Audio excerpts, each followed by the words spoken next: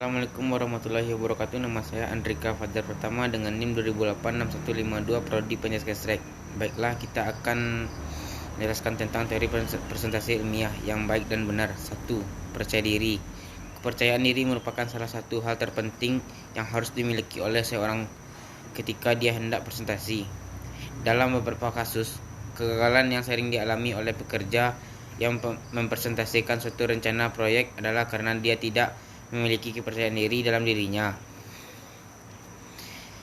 Dalam setiap kesempatan, kepercayaan diri ini senantiasa harus dilatih sedini mungkin ketika masih duduk di bangku teman kanak-kanak sampai sekolah menengah atas. Kita pasti dilatih untuk tampil di depan dan menceritakan tentang apa saja. Ya, disitulah salah satu kenapa kita harus melakukan hal demikian. Untuk itu, kepada siapapun hendak melakukan presentasi, tetap percaya diri untuk tampil di depan para peserta ilmiah. Memang tidak mudah, tapi semua bisa dilatih. Cara yang paling mudah untuk diterapkan tentu adalah dengan ananda bicara di depan kaca. Melalui itu, kita bisa melihat kelemahan dan kekurangan kita dalam mempresentasikan suatu hal.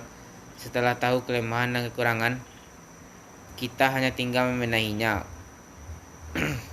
untuk bisa menampilkan presentasi terbaik. 2. Cara presentasi yang baik dan benar dengan pembukuan yang berisi tujuan ketika presentasi dilakukan. Hal penting yang harus dilakukan adalah dengan menyiapkan tujuan awal kenapa kita berdiri di depan para peserta ilmiah.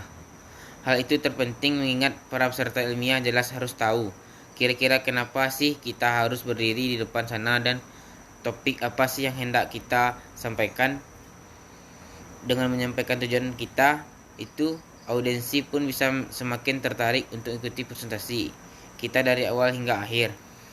Namun, sebagai hal yang harus dicatat, membuka presentasi ini merupakan suatu hal yang cukup sulit.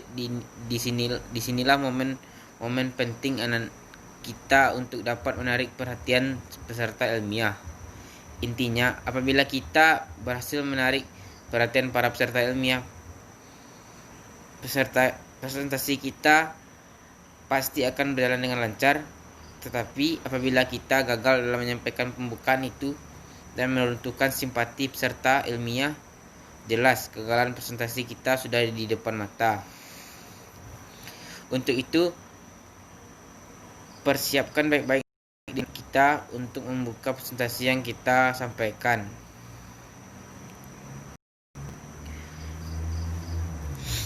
3.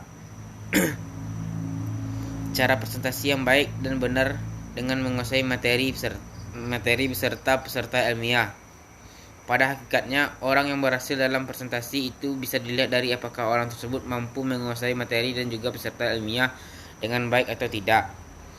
Hal tersebut tentu dapat dilihat dari bagaimana gerak-gerik si pemateri dalam menyampaikan presentasinya, dan juga bagaimana cara dia dalam mengiringi peserta ilmiah untuk hanyut dalam materinya.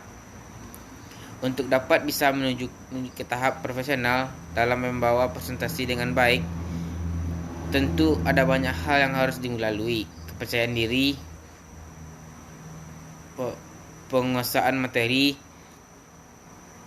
pembelajaran, pandai berinteraksi dengan orang lain, dan juga mudah diajak bercanda merupakan elemen-elemen penting untuk menjadi presentator yang baik. Oleh karena itu, untuk kita yang hendak menguasai cara presentasi yang baik dan benar, kuasailah hal-hal yang sudah dijabarkan di atas tadi dan jangan pernah menyerah untuk terus belajar dan belajar. 4. Cara presentasi yang baik dan benar tanpa melihat slide PowerPoint.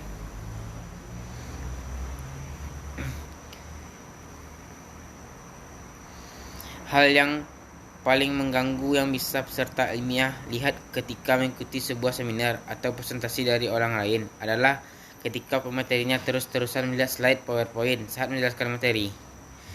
Dari situ jelas bisa dilihat bahwa presentator kurang profesional dalam melaksanakan tugasnya.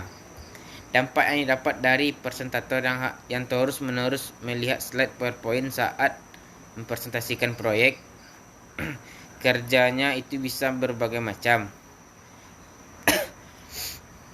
Melalui dari peserta ilmiah yang tidak empati lagi hingga kegagalan presentasi yang ada di depan mata. Untuk itu, ketika kita hendak melakukan presentasi, ada baiknya kita senantiasa untuk menguasai secara benar-benar apa yang akan kita sampaikan. Slide digunakan hanya untuk memberikan poin-poin singkat atas apa yang kita sampaikan, bukan sebagai alat bantu untuk kita membaca. Jadi, belajar yang benar-benar dia sebelum waktu presentasi dimulai. 5. Cara presentasi yang baik dan benar. Kemampuan berbicara maupun gerak tubuh dalam melakukan presentasi. Kemampuan dalam berbicara tentu merupakan salah satu kunci utama dalam keberhasilan presentasi. Hal itu dikarenakan dengan adanya skill berbicara, fasih dan baik. Perhatian para peserta ilmiah yang sedang melihat presentasi Anda pun akan semakin tertuju kepada kita dan semakin paham dengan apa yang kita jabarkan. Selain itu, gerakan tubuh pun juga cukup mempengaruhi dalam keberhasilan menyampaikan presentasi. Pasalnya dengan adanya gerak tubuh yang baik, hal tersebut jelas akan menarik para peserta ilmiah untuk semakin memperhatikan presentasi yang kita lakukan. Jadi, dalam menyampaikan presentasi diusahakan kita untuk tetap menjaga kenyamanan para peserta ilmiah yang mendengarkan.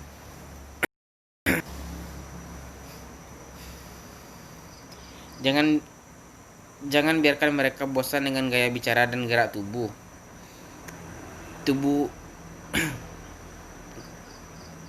kita yang membosankan. Sebisa mungkin bawa para peserta ilmiah itu ke sesuatu hal yang bisa mereka benar-benar paham dengan apa yang kita sampaikan. Yang keenam, cara presentasi yang baik dan benar dengan menjelaskan setiap poin yang disampaikan. Salah satu tujuan utama presentasi adalah untuk memaparkan sebuah rencana atau sesuatu yang telah dibuat. Oleh karena itu, ketika kita berkesempatan untuk mempresentasikan sesuatu yang telah kita buat, maka sebisa mungkin kita harus bisa menjelaskan setiap poin yang akan disampaikan. Dengan demikianlah peserta ilmiah yang mendengarkan pun semakin paham dan mengerti apa hendak kita sampaikan. Intinya, ketika presentasi sebisa mungkin kita harus memanjakan para peserta ilmiah dengan memberikan mereka pemahaman yang jelas. Yang ketujuh, cara presentasi yang baik dan benar dengan terus latihan. Pada akhirnya, kunci utama yang harus dilakukan ketika kita benar-benar ingin bisa melakukan presentasi secara baik dan benar adalah dengan terus berlatih. Tidak ada latihan yang memperburuk keadaan. Justru karena dengan latihan kita akan semakin berkembang dan terus maju. Nah, untuk itu selagi masih ada waktu, sempatkan diri kita untuk berlatih presentasi.